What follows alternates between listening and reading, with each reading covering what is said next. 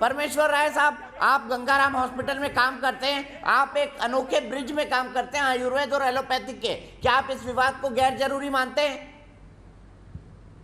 देखिए दीपक जी, आपने बहुत देर बाद मुझे बोलने का मौका दिया, लेकिन पहले ये क्लियर कर देता हूँ कि अब मैं पिछले 6 महीने से गंगाराम में नहीं हूँ। मैंने 15 साल अपने गंगाराम में प्रैक्टिस की एज ए कंसल्टेंट आयुर्वेद।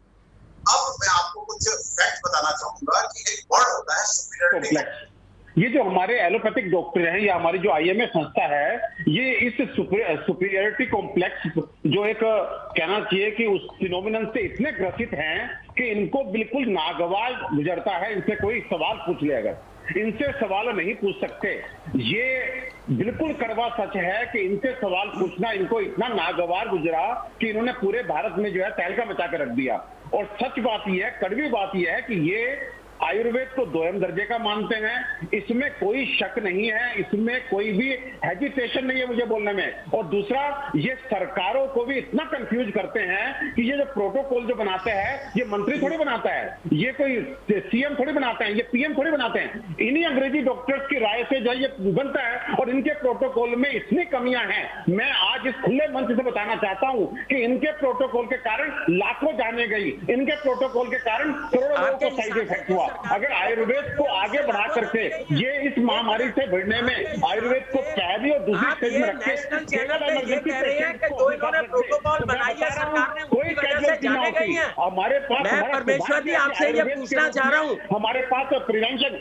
देखिए मलिक साहब, मैं बोला नहीं बीच में, पिछले 20-25 मिनट से मैं शांत बैठा था। डॉक्टर मलिक प्लीज मेरा हाथ जोड़ के रिक्वेस्ट है, आप सुनिए। ये प्रोटोकॉल कोई मंत्री नहीं बनाता, कोई प्राइम मिनिस्टर नहीं बनाता।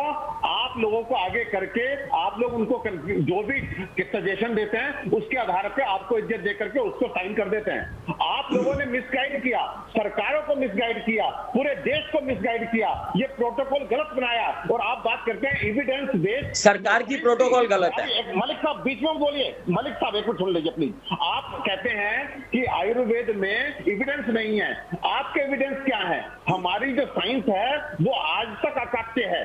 आयुर्वेद को पिछले 5000 साल में एक जगह भी ये नहीं कहा गया कि आयुर्वेद में ये लिखा है, ये गलत निकला।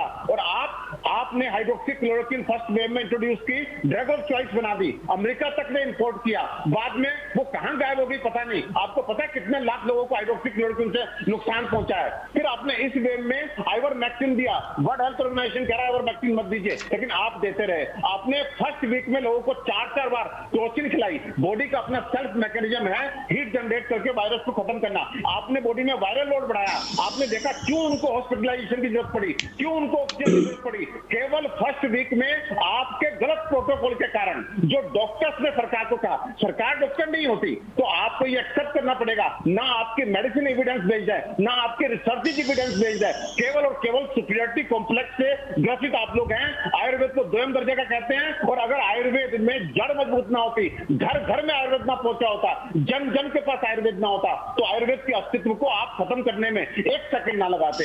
हम आज अगर हैं तो केवल और केवल आपकी सहूलियत, एविडेंस की बात करते हैं। सर ये बताइए, 5000 साल पहले अर्जुन को कार्डियोटोनिक बिना रिसर्च के लिख दिया गया, तुलसी को एंटीवायरल बिना रिसर्च के लिख दिया गया, हल्दी को एंटीसेप्टिक बिना रिसर्च के लिख दिया गया। मतलब हमारे रिसर्च मतलब विकार। और आपने 200 साल पहले क्रोसिन, मुझे बताइए आने वाले 200 साल में क्या क्रोसिन विकार हो जाएगी कि इसको तो रिसर्च कि पैरासीटामोल से बुखार उतरता है, ये तो 500 साल पहले बताया गया था। आप कैसे यूज कर रहे हो? क्या हर डॉक्टर, हर आपने पैरासीटामोल कैसे काम करते हैं उस पर रिसर्च किया क्या कि जो आयुष डॉक्टर से आप एविडेंस मांगते हैं? अरे मैं ये जानता हूं, मेरे पास प्रूवन एंटीवायरल मेडिसिन हैं, मैं प्रूवन एंटीवायरल मेडिसिन देके मैंने कम से कम 10,000 कोविड पेशेंट को ठीक किया है। लेकिन आपको 1 सेकंड नहीं लगता ये कहने में कि नहीं ये विश्वास है, ये मैंने कोई फार्मूला दिया, आप एकदम से फेक लिख देते हैं। आप एबीसीडी आयुर्वेद की नहीं जानते, आपको किसने राइट दिया कि आप मेरे बताए हुए नुस्खों पे ये कहें कि नहीं ये फेक है?